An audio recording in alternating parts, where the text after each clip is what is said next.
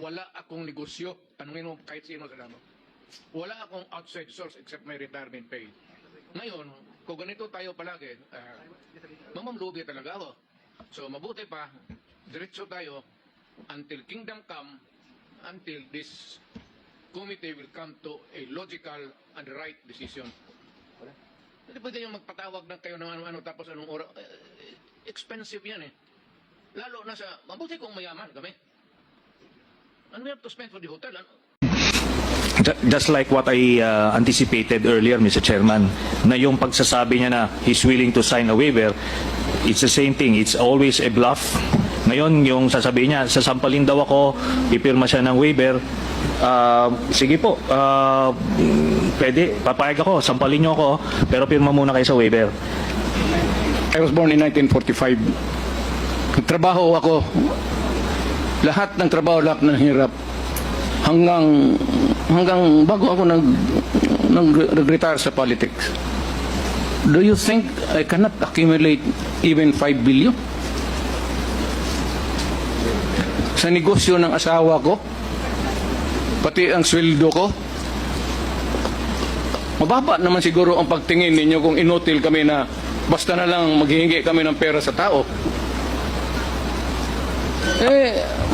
Siyempre sir, may negosyo ang asawa ko, both the first and the second, puro mayaman yan sila. Thank you, Mr. President. Marunong magnegosyo, Mr. Chairman. plus sweldo ko malaki. Sir, libre. Alam mo, pagkain ko libre.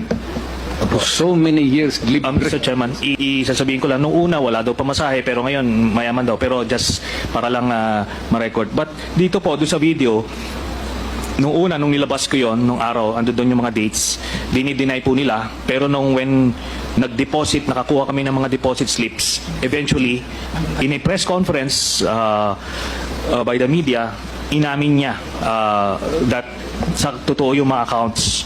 I can explain very well legit explanation, but hindi naman ganun kalaki. A little less than 200 million. Hindi naman ganun kalaki.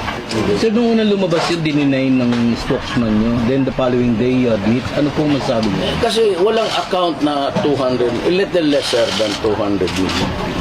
So now you're confirming that those deposits are real? Yes. Ang sinabi ko, wala akong deposito na ganun kalaki.